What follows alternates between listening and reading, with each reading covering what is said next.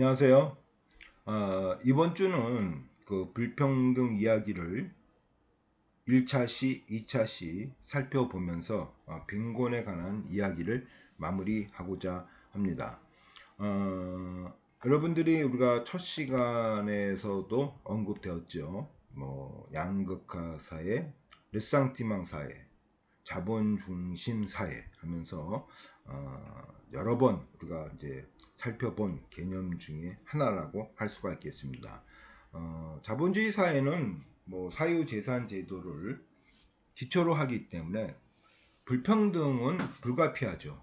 구조화되어 있죠. 그러니까 당연하게 자본주의 사회는 불평등이라고 할 수가 있는 거죠. 그러나 이 지나친 부의 집중과 빈곤의 만연은 여러 가지 문제를 가져온다는 얘기죠. 우리가 2차 시에 배울 스티글리츠죠. 스티글리츠의 이제 불평등의 대가. 여기서 이제 대가라는 것은 이제 마스터가 아니고 프라이스, 불평등으로 인해서 사회가 치러야 할 비용, 프라이스를 의미하는 거죠. 그러니까 그 비용이 뭐냐 이거죠.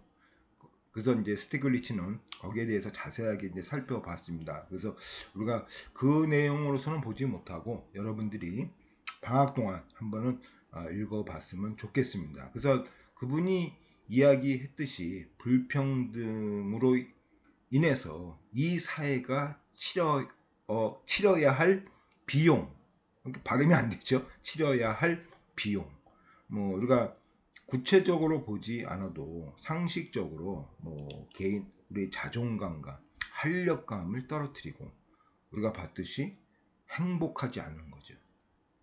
여러분들 내가 아무리 노력을 해도 집 한 채 산다고 생각한다 그러면은 조금 활력이 없겠죠. 남들처럼 자본주의 사회니까 많은 부를 창출 못하고 내가 아무리 열심히 노력을 해도 어떤 상속이 없는 상태에서는 집 한 채도 못 산다는 그런 결과를 우리가 볼 때 그 사람의 어떠한 이런 그 활력성이 있겠냐 이거죠. 그런 것을 우리가 볼 수가 있는 거죠. 하여튼 이 양극화 사회는 월가를 점령하라 해서 보듯이 사회를 분열시키고 더 나아가서 이 국가라는 공동체도 부정하는 그러한 엄청난 비용을 치른다고 할 수가 있겠습니다. 자, 소수의 부유층이 그러니까 1%의 사람들이 많은 파이를 차지하고 있는 거죠. 이러한 상황 속에서 GDP하고 GNI가 무슨 소용이 있냐 이거죠. 어떻게 보면 1%의 국가 그러면 대표적인 것이 미국이고 그 다음에 이제 우리나라를 이제 손꼽 이야기하고 있는데 부정은 못합니다. 그러니까 미국을 쫓아가는 나라 이렇게 이제 유럽에서 미국에서는 이제 한국을 이제 보고 있습니다. 그러니까 미국의 1%를 쫓아가고 있는 나라라는 얘기죠. 그러니까 미국의 사회평가나 한국의 사회평가나 큰 차이가 없다는 얘기죠. 그래서 하여튼 우리가 좀 더 이 불평등 이야기를 보면서 이러한 문제, 한 사람들이 1%의 사람들이 너무 큰 파이를 차지하고 있다는 거. 이것이 가장 우리나라에서 시급한 문제 중에 하나라고 할 수가 있겠습니다. 그러면 어떻게 조금 이 시급한 문제를 좀 줄일 수 있을까? 자, 복지라는 문제에 대해서 한번 언급을 해보고자 합니다. 자, 여기서 가처분 소득, 그다음 이제 진이죠. 진이 이렇게 합시다. 그냥 이 진이가 낮은 스웨덴의 경우, 진이는 낮다는 얘기죠. 그러면 뭐냐, 불평등이 적다는 얘기죠. 근데 시장 소득, 연봉 소득은 빈곤율이 미국보다 높다는 얘기죠. 근데 미국은 스웨덴보다 진위 개수가 높은 것이고, 자, 이런 것을 볼 때 불평등을 줄이는 것은 소득을 증대하는 거다. 우리가 빈곤 갭 해가지고 아래층 사람들이 빈곤을 탈출할 수 있는 그런 어떤 그 능력을 배웠죠. 그러니까 소득을 증가하기보다는 불평등을 줄이는 데 있어서 더욱 중요한 것은 바로 복지 제도라고 콜핑과 팔미가 이야기하고 있습니다. 중원컨대 불평등을 줄이기 위해서 빈곤을 탈출하기 위해서는 그 사람들한테 대부분이 우리가 지금까지는 일자리를 제공해서 어떤 소득을 증대시켜야 된다. 이렇게 접근을 했는데 가만히 현실을 보면은 그러한 일자리 제공, 물론 일자리 제공도 필요하죠. 그렇지만 더욱 중요한 것은 불평등을 줄이는 데 있어서 더욱 중요한 것은 바로 복지제도 강화라고 이야기할 수가 있겠습니다. 네, 그래서 이 복지제도의 강화에 대해서 우리가 롤스의 이야기를 다시 한번 언급하겠습니다. 보통 모든 사람은 법 앞에서 평등하다 이러한 개념은 바로 신 앞에서 평등하다는 이런 종교관에서 시작되었고 이것이 자연 사상으로서 자연권으로서 이제 연결되었습니다. 그래서 언론의 자유, 재판을 받을 자유, 여러 가지 자유권이 나오면서 이러한 것을 형식적 평등이라고 하였고 이 형식적 평등은 모든 사람은 평등해야 되니까 어떤 특권과 반칙에 대해서는 반대를 하였습니다. 이렇게 사회가 움직이다가 이제 롤스라는 사람이 등장하면서 롤스는 이야기를 한 겁니다. 만약에 부자와 가난한 사람이 모두 빵을 훔쳤다 이거예요. 그죠? 특권과 반칙에 받는 똑같은 적용을 받아야 된다는 얘기죠. 그러나 그것을 금지했다고 해서 똑같이 적용이 되니까 이것이 평등하냐 이거예요. 부자인 사람은 장난이나 그런 것을 빵을 훔친 거고 가난한 사람은 그야말로 살고자 죽음이란 얘기죠. 아이들이 엄마를 의지 못하면 죽듯이 그 죽음에 걸린 문제로서 빵을 훔쳤다 얘기죠. 그래서 이것을 똑같이 형식적으로 평등을 해서 금지한다고 해서 이것이 평등하다고 말할 수 있냐 이거죠. 그건 여러분들이 한번 곰곰이 생각해 보세요. 이게 롤스의 이제 이유입니다. 우리가 배웠던 바로 차이의 정치고 적극적 조치죠. 그렇죠? 할당제도. 그러니까 평등하지 못하다는 얘기죠. 이렇게 주장한 롤스는 우리가 배웠듯이 이건 배우지 않았죠. 이 공정성의 개념에서 제1의 원칙, 제2의 원칙을 언급하고 있습니다. 그래서 공정성이 뭐냐? 우리가 그 정의론에서 약간 언급을 했죠. 페어니스, 이 공정성인 것은 두 가지의 원칙이 있다. 그러니까 다시 얘기해서 정의롭다는 것은 공정하다는 얘기고 공정하다는 것은 두 가지 원칙에 충실하다는 얘기입니다. 그러니까 공정하다는 것은 공정한 절차도 이야기할 수가 있습니다. 공정한 절차를 통한 것은 정의롭다. 이제 이렇게 이야기할 수가 있겠습니다. 그래서 롤스는 제1의 원칙과 제2의 원칙을 들으면서 공정성에 대한 정의론을 이제 만들었죠.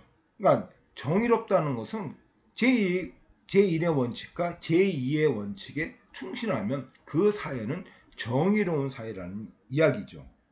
그래서 제1의 원칙이 뭐냐? 제1의 원칙에 나온 이야기가 바로 원초적 입장이고 무지의 배일입니다. 무지의 배일이라는 것은 한 세 사람이 있다고 가정합시다. 근데 이 A, B, C 이 세 사람은 남자인지 여자인지도 모르고 내가 돈이 많은지도 적은지도 모르고 그러니까 나의 사회적 조건에서 아무것도 무지한 상태입니다. 이러한 무지한 상태에서 세 사람이 어떻게 합의할 것인가? 이것은 인간의 본연적인 위험 회피라는 그죠? 위험 회피라는 이러한 경향성 때문에 자기가 어떻게 추락할지도 모른다는 얘기죠. 어떠한 상황에 처해 있는지도 모르죠. 다시 해서 무지니까 내가 가난한 사람인지도 모르고 부자인지도 모른다는 얘기죠. 이러한 상황 속에서 대부분 사람들은 가난한 사람한테 많은 것을 줘야 된다고 서로 합의를 한다는 얘기죠. 이해를 못 하시겠습니까? 자, 내가 가난한지 부자인지 몰라요, 여러분들은. 그러면 내가 부자일 수도 있고 가난할 수도 있죠. 근데 모르는 상태예요. 이 모르는 상태에서 그럼 가난한 사람, 대부분의 사람들이 가난한 사람들한테 많은 도움을 줘야 된다고 합의를 한다는 얘기죠. 이게 바로 아담 스미스의 보이지 않는 손, 어떻게 보면 도덕 감정론과 연결된다고 볼 수가 있겠습니다. 그래서 자유주의자예요.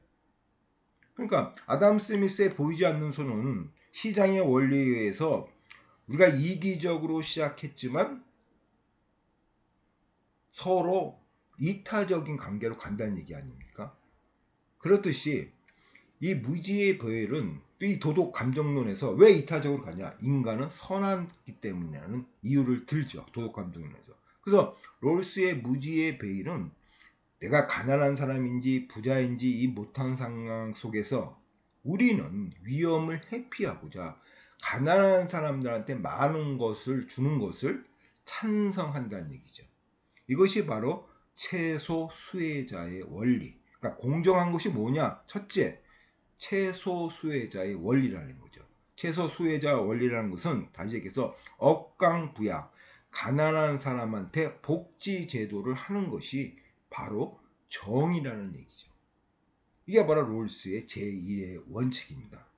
자, 아까 빈곤을 탈출하는 것은 일자리를 제공하기보다는 복지 제도를 강화하는 것이 더욱 현실적이라고 우리가 봐였죠. 자, 롤스 또한 빈곤, 불평등을 줄이기 위해서는 가난한 사람들한테 억강부약, 더 많은 사람한테는 많은 세금을 걷고 뭐 이렇게 볼 수가 있죠. 누진세, 상속세 이런 것을 통해서 풀을 만들어 가지고 그 풀로서 가난한 사람들한테 최소 수혜자라는 것이 가난하다는 얘기죠. 하류층이라는 얘기죠. 수혜가 최저인 사람, 하류층이죠. 이런 분들한테 복지 제도를 강화하는 것이 이게 바로 정의라는 얘기죠.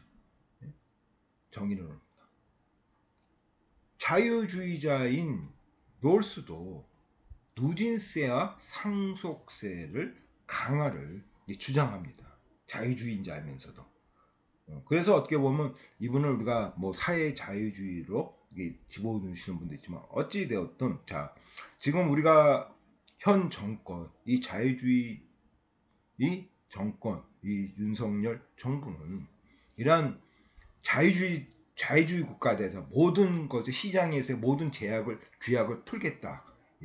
이런 것도 중요하지만 상속세와 누진세를 어떻게 강화시킬 것인가 고민도 해야 된다고 이야기할 수가 있겠습니다. 이게 바로 억강부약의 원칙입니다. 자, 그래서 우리가 빈곤은 복지제도의 강화가 매우 중요하고 이것이 바로 정의롭다는 얘기죠. 복지제도가 없으면 정의로운 사회가 아닌 거죠.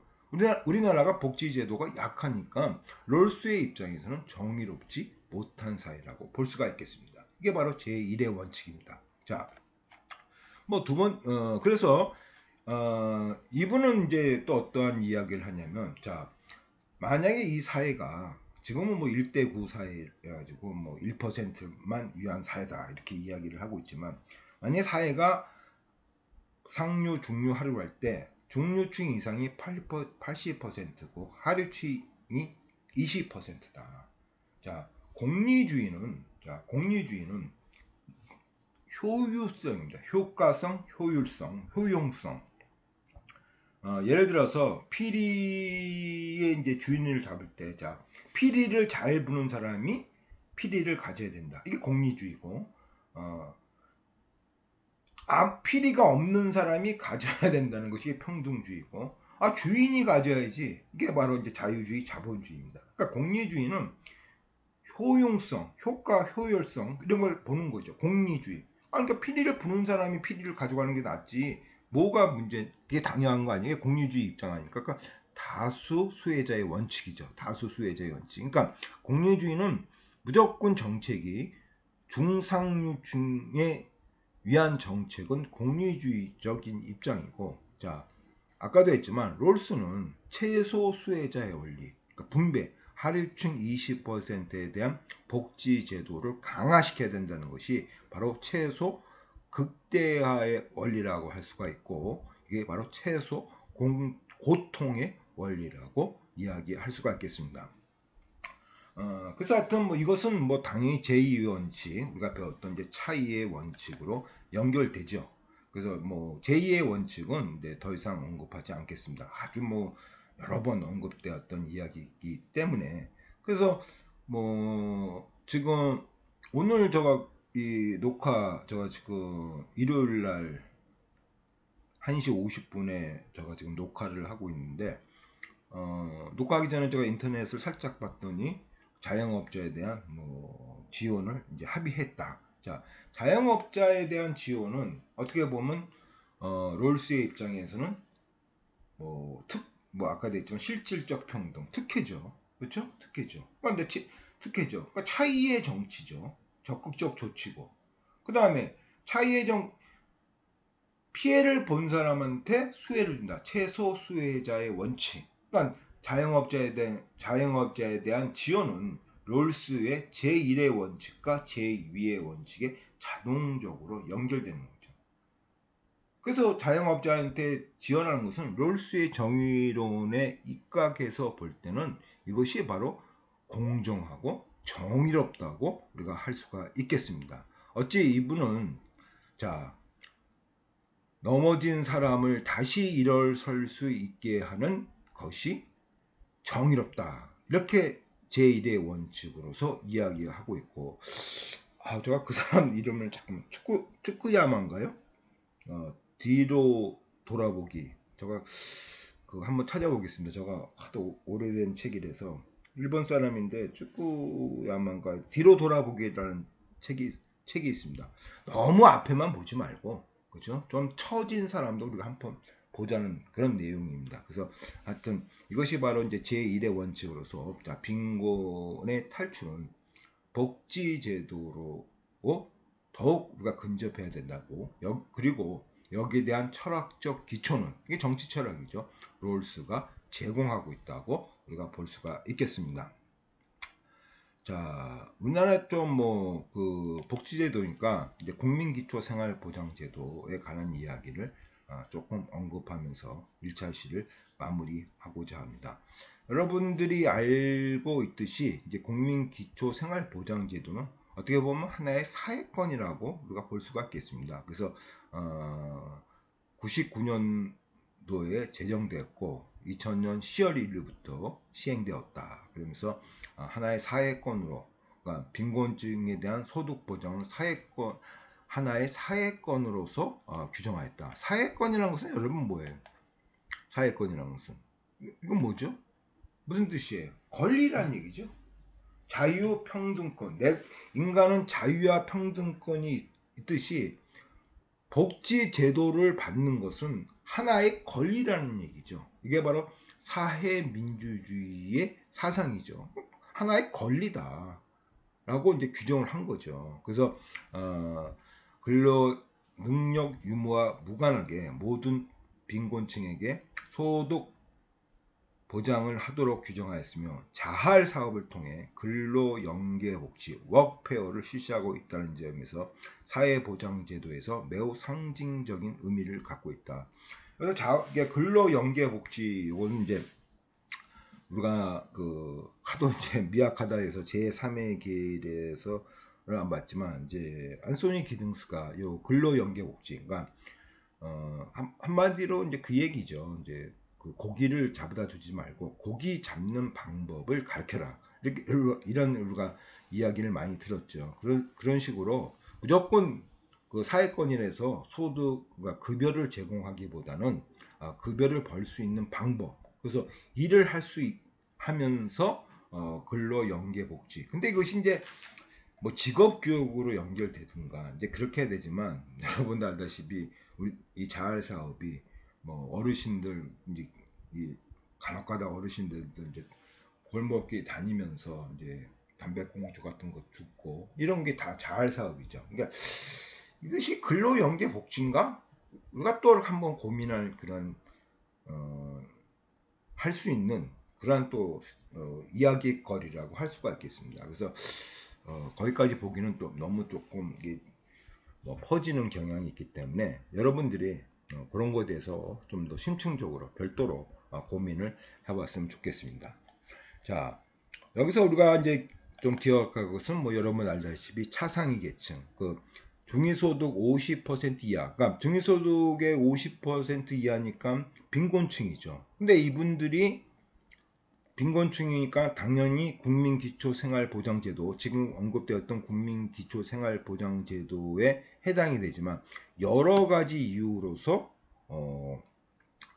국민기초생활보장법의 혜택을 받지 못하시는 분들을 우리가 차상위 계층이라고 합니다.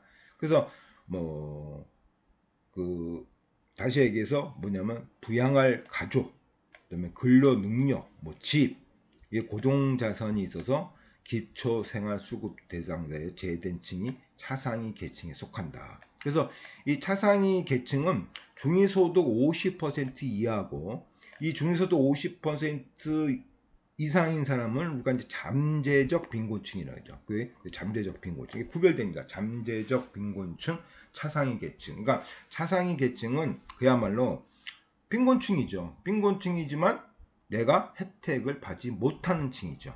이게 바로 차상위 계층이라고 할 수가 있겠습니다. 두 번째, 차상위 계층일 수도 있고 빈곤 아닐 수도 있고, 아까 잠재적 빈곤층일 수도 있고, 아니면 그 잠재적 빈곤층에서 벗어날 수도 있고, 어떻게 보면 또 뭐 갑자기 잘 살다가 뭐 갑자기 망해가지고 아주 어렵게 되는 거. 요런 분들을 우리가 복지 사각지대에 있는 분이라고 이야기를 하고 있죠. 이것을 우리가 폴리슈머라고 합니다. 폴리슈머. 그러니까 정책에 대한 팔러시 정책과 컨서머 소비, 이거 합성어 폴리슈머라고 합니다. 폴리슈머. 그래서 복지 사각지대에 놓여 있어 긴급한 정책적 관심 대안이 필요한 계층을 일컫는 말이다. 폴리슈머라는 용어는 통계청에서 처음 만들어 사용하기 시작했다. 그래서 폴리슈머 분들이 뭐 아까도 했지만 그 빈곤층일 수, 빈곤층 차상위 계층일 수도 있고, 잠재적 빈곤층일 수도 있고, 뭐 중상층일 수도 있고, 갑자기 이렇게 뭐 급하게 지원을 받아야 할 땡사, 뭐 이런 분들이 이제 복지 사각지대에 놓인 사람들이, 뭐 차가 많아요, 집도 있어, 근데 망했어, 다 저당이 잡혔어, 그죠? 그러니까 집이 있으니까 어디에 해당되겠어요? 차상위 계층에서, 이분은 차상위 계층도 아니고 잘 사시는 분이었으니까. 그러니까 이런 분들이 이제 복지 사각지대에 처하신 분들이죠. 그래서 이러한 복지 사각지대에 처한 사람들을 우리가 긴급하게 복지 제도를 이제 제공하는 이제 그런 것을 우리가 여러 번 이제 우리가 비추어 볼 수가 있겠습니다. 자, 우리나라에서 이제 요즘은 이제 아까도 했지만 이게 송파 세모녀 자살 사건, 이게 제가 몇 년도는 기억하지 못하지만 문재인 정부 이게 초기인가 아니면 박근혜 정부 말기인가 제가 잘 기억을 못하는데, 이 송파 세모녀 자살 사건, 여기서 한번 볼까요? 여기 나오나? 이게 폴리슈머에서 비극적인 사건에서 여기는 안 나오네요. 그래서 그 송파 세모녀 자살 사건을 근거로 해서, 그러니까 이 얘기는 뭐냐면은 송파 세모녀 자살 사건에서 이분들은 정보가 없어요. 그러니까 복지를 분명히 받을 수 있는 어떠한 뭐 국민기초생활보장법에 편입이 되든 뭐 차상위 계층에 포함이 되든 하여튼 복지를 받을 수 있는 그러한 그 층에 해당이 되지만 그런다한 정보가 없는 거죠. 뭐 여러분들도 동해 뭐 사회복지 그 부서가 있지만 저가 어떠한 그 제공을 받을 수 있는지 모르는 거죠. 너무 복잡하고 많고 복지제도가 우리나라가 조금 빅데이터로 단순화가 되지 않고 너무 복잡하게 되니까 정보 부족으로서 내가 복지제도를 받을 수도 있지만 이 송파 세모녀 자살 사건은 이분들이 그러한 정보가 없었기 때문에 그냥 세모녀가 자살한 사건 아닙니까? 그게 아주 이게 사회적인 큰 이슈가 됐죠. 이게 박근혜 정부 말기인가 아니면 문재인 정부 초기인가 저가 생각이 안 나는데 하여튼 큰 사건이 되면서 이 사건을 통해서 세모녀가 그냥 지하방에서 자살을 한 사건입니다. 그래서 밀린 월세까지 다 내고 뭐 월세를 다 정리하고 그러니까 세상에 빚을 안 남기고 깨끗하게 세모녀가 죽은 사건이죠. 엄청나게 슬프죠. 예? 얼마나 슬픕니까? 엄마하고 자식이 같이 죽는다는 것은 뭐 상상만 해도 뭐 아주 슬픈 이야기죠. 그 당사자들은 얼마나 그 죽을 때 그 아픔이 얼마하겠습니까? 또 모든 걸 다 정리하면서 월세죠. 월세까지 주인한테 피해를 안 주고 월세를 주고 그리고 자살을 선택하는 그 상황을 좀 이렇게 보면은 뭐 가슴이 답답하죠. 그죠? 그래서 다시 얘기해서 피해는 분명히 복지제도는 받을 수 있지만 그런 것을 모르고 정보가 없다는 얘기죠. 정보가 부족하다는 얘기죠. 정보가 부족해서 그러면서 죽음으로 갔기 때문에 그 이후에 우리나라가 많은 반성을 하면서 여러 가지 이제 국회의 절차를 거치면서 작년이죠. 작년 9월부터 복지 멤버십 제도를 도입했습니다. 그래서 사회복지 서비스는 아까도 했지만 사회권 권리다. 그러면서 한 번만 멤버십에 가입하면 일일이 신청하지 않아도 대상자에게 자동적으로 복지 서비스를 제공하는 복지 멤버십 제도를 지금 하고 있습니다. 그러니까 지금은 이제 약간 제한 두고 있습니다. 그러니까 그 차상위 계층, 빈곤층 이런 분들한테 제한을 두고 있지만 이제는 모든 사람한테 이제 점점점 확대를 한다고 합니다. 그러니까 내가 이 복지 멤버십 제도에 가입하게 되면 당신은 어떠한 복지 혜택을 받을 수 있다고 자동적으로 타다닥 결과가 나오는 것이 바로 복지 멤버십 제도입니다. 이거 아주 뭐 좋은 제도라고 할 수가 있겠습니다. 아까도 얘기했지만 송파 세모녀 자살 사건 이분들은 분명히 국민기초생활보장법에 대해서 해당이 돼가지고 어떠한 복지 혜택을 받을 수 있지만 그러한 정보가 없기 때문에 또 여러분 저도 뭐 한번 가십시오. 한번 생각을 해보시죠. 상상적으로 뭐 구청이나 동사무소 가서 내 복지제도고 뭐 내가 어떻게 하면 뭐 사람이 조금 뭐 소극적이랄까 하여튼 뭐 속된 말로 창피하잖아요. 그쵸? 이게 잘 못하는 거죠. 그래서 하여튼 이 복지 멤버십 제도는 아주 좋은 제도라고 할 수가 있겠습니다. 그래서 대한민국 국적 소지자 중 주민등록번호가 부여되고 국내에 거주하는 내국인과 주민등록번호에 등재된 등록 외국인까지 이거 아주 외국인까지도 확대했다는 것은 뭐 아주 뭐 우리나라가 다양성을 지향하는 데서 바람직하다고 볼 수가 있겠습니다. 단계적 개통 계획에 따라 금년 올해죠. 9월부터는 이때는 21년이죠. 차상위 한부모 가족 등 그다음에 기존 수급자, 신용 수급자를 대상 우선 적용되고 올해부터 그러니까 이게 금년을 21년으로 고치십니다. 21년 9월부터 올해부터 그러니까 22년부터 지금부터는 서서히 부터는 모든 국민에게 저 같은 사람도 가면은 이제 복지 멤버십 제도에 가게 되면은 당신이 받을 것이 무엇인가를 다 나온다는 얘기. 이게 바로 복지 멤버십 제도라고 할 수가 있겠습니다. 그 다음에 이제 그 기초생활수급자 부양 의무자 기준 폐지. 그래서 이제 문재인 정부는 2018년 10월 주거급여에 대한 부양 의무자 기준을 없앴다. 이것은 뭐 이제 부양 의무자가 있으니까 수급권이 해당이 안 되는 거죠. 그러니까 차상위 계층이죠. 그래서 근데 뭐 아들하고도 연락이 안 되고, 근데 아들은 잘 살고, 그러니까 아들이라는 부양 의무자가 있고, 이런 경우, 이러한 그 현실적 이런 상황 속에 있는 분들을 이제 구제하기 위해서 문재인 정부는 이제 부양 의무자 기준을 폐지하고 완화시켰다 그런 얘기고.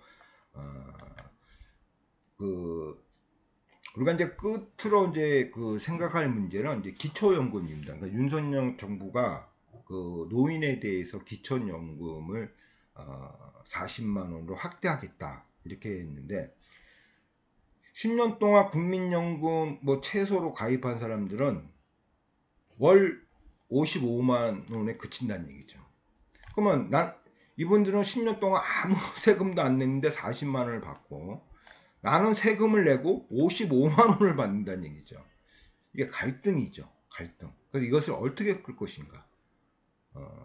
여러분들이 한번 생각해 보시죠. 이 문제를 어떻게 풀 것인가. 그러니까 다시 얘기해서 나는 10년 동안 세금을 내고 55만 원을 받고 저분들은 세금을 안 냈는데도 40만 원을 받는다는 거. 하여튼 넘어서는 안 돼요. 왜? 보충성의 원리이기 때문에 넘어서는 안 되지만 이것이 갈등이죠. 또 이러한 문제를 해결하는 힘이 바로 사회 자본이죠. 그래서 여러분들이 이것을 곰곰이 생각하는 것으로 답을 두면서 요번에 이게 이 문제가 하나의 리플렉션으로 제공이 됩니다. 그러면서 이번 차시는 여기까지만 보겠습니다. 자, 고생 많이 하셨습니다.